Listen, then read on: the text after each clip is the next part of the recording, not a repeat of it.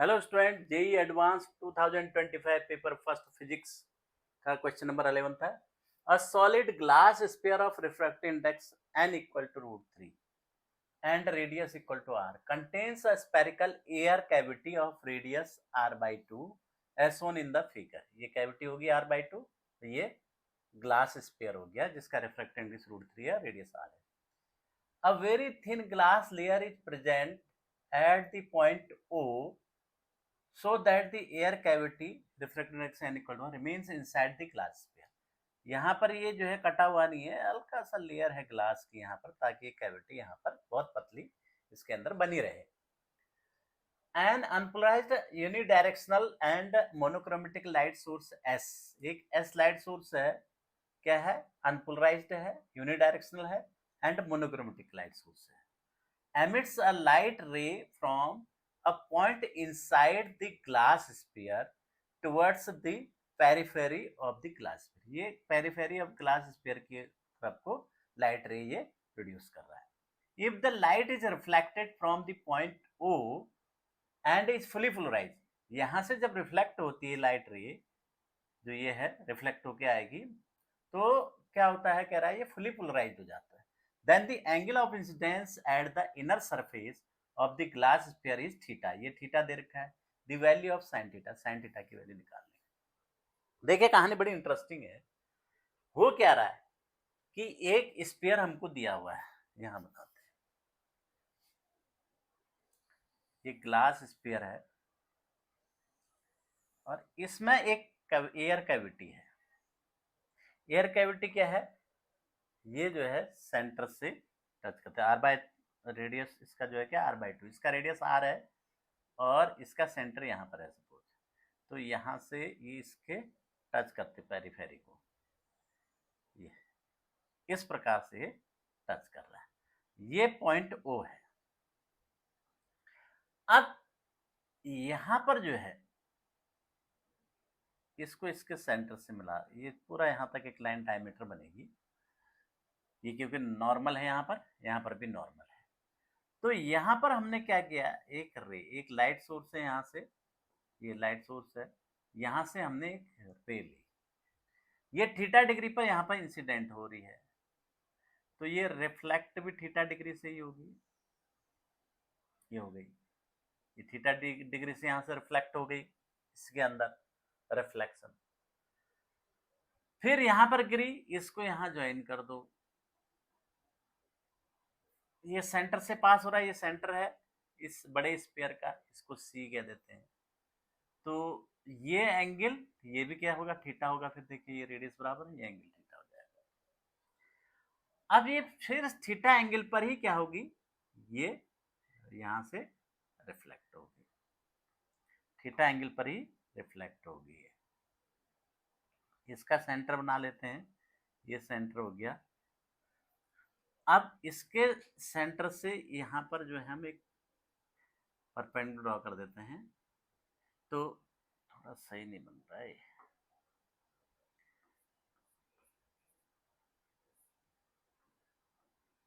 तो ये जो है हम यहाँ पर एक परपेंडिकुलर ड्रॉ कर देते हैं, ऐसे ड्रॉ कर देते हैं, और ये लाइट रे यहाँ पर गिरेगी, और ये नॉर्मल के साथ कितने, सपोज कुछ एंगल से गिर रही है, थीटा अल्फा बीटा मान लेते हैं, अल्फा एंगल से गिर, यहाँ से फिर ये डेंसर से रेयर में जाएगी, तो क्या होगी, ये नॉर्मल से दूर भागेगी, कुछ इस प्रकार से जाएगी, और ये कहाँ पर गिरती है, ओ पर गिरती है, ये ओ पर गिरती है, ओ से फिर इसका रिफ्लेक्शन होता है, ये इस प्रकार। तो यहाँ पर जो रिफ्लेक्टेड रे है, कह रहा हो पोलराइज्ड लाइट है।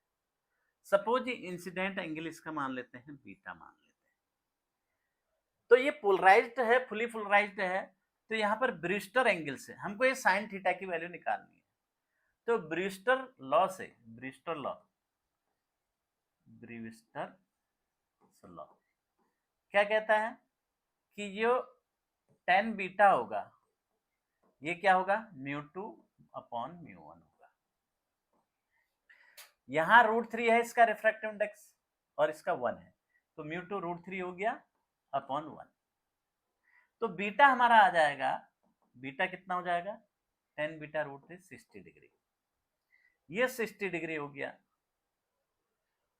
अब इसका सेंटर मान लेते हैं हम कुछ, क्या मान लें, इसको मान इस पॉइंट कुछ दे रखे, नहीं दे रखे ना, इसको मान लेते हैं P, इसको मान लेते हैं Q, इस पॉइंट को मान लेते हैं R, इसको मान लेते हैं N, इसको भी यहां भी ज्वाइन कर देते हैं। तो ये हो गया बीटा 60 डिग्री हो गया।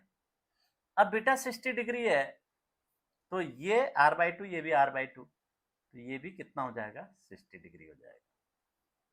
बीटा इक्वल टू 60 डिग्री निकाल दिया आपने। अब क्या होगा, ये 60 डिग्री स्नेल्स लॉ से साइन आई यानी अल्फा, इंसिडेंट एंगल अल्फा है, upon sine R, R means refracted angle 60 degree है नॉर्मल के साथ जो रिफ्रैक्टेड रे बना रही है,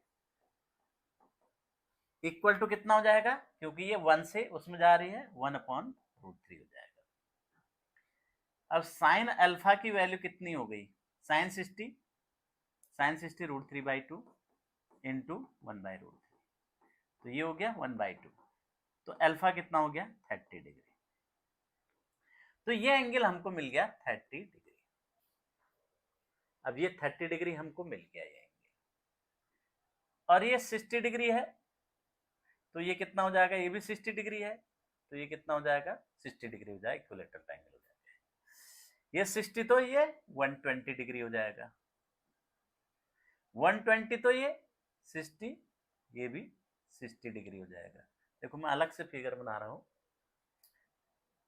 क्योंकि ये थीटा निकालना है, ये भी हमारे पास थीटा है, तो मैं सी क्यू, ये सी है, ये क्यू है, ये एन है, ये इसको जोड़ दिया है सी एन को हमने यहां से, और ये क्या है, आर पॉइंट, आर की जगह कुछ और ले लो, इसको एम ले लो, ये एम है, ये हो गया, इस तरह से है। ये इसमें हमने निकाला, ये 120 निकाल दिया, ये एंगल थीटा है, इसको अब आगे को बढ़ाएंगे तो ये 30 डिग्री है अल्फा, ये है, और ये कितना डिग्री, ये 60 डिग्री है, ये भी 60 डिग्री है, नहीं सॉरी ये 30 डिग्री हो जाएगा, नहीं 60, हाँ नहीं ये 30 होगा, ये 30 डिग्री होगा, ये भी 30, ये भी 30, 30 और 120, 30 डिग्री हो गया, 33 से 120 ये हो गया। अब इस ट्रायंगल में ये हमको मालूम है, ये कितना है, आर, पूरा आर है, ये कितना है, r/2 है, सी एम r/2 है, इतना पता है। तो अगर मैं ये सी एन निकाल दूं, ये एंगल पता है मुझे, तो थीटा निकल आएगा। तो ये कैसे निकलेगा, ये पता है 30 डिग्री 120 डिग्री, तो इसका आधा निकाल दो, यहाँ से एक परपेंडिकुलर डालो, ये इसको बाइसेक्ट करेगा, आधा निकल जाएगा, उसका डबल कर देना, तो सी एन कितना हो जाएगा, इसको मान लेते हैं ए, मान लेते हैं सी ए, सी एन कितना हो जाएगा, 2CA, 2 इंटू सी ए कितना हो जाएगा, ये बेस हो गया इस ट्रायंगल का, राइट एंगल ट्रायंगल का, r/2 cos 30,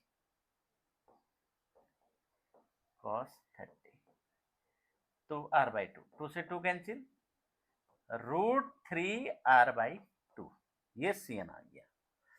अब ये साइड पता है, इसके सामने वाला एंगल पता है, ये साइड पता है, इसके सामने साइन रूल लगा दीजिए, या साइन रूल भी लगा सकते हैं, इक्वल साइन रूल भी लगा सकते हैं, तो साइन रूल इजी बता, साइन थीटा निकालना है सीधे हमको, साइन थीटा अपॉन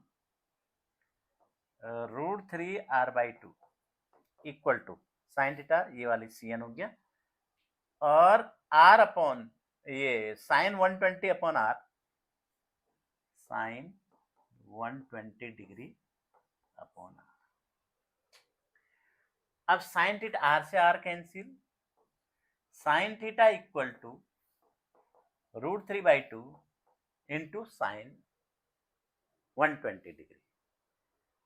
120 डिग्री कितना हो जाएगा साइन, √3/2 अगेन।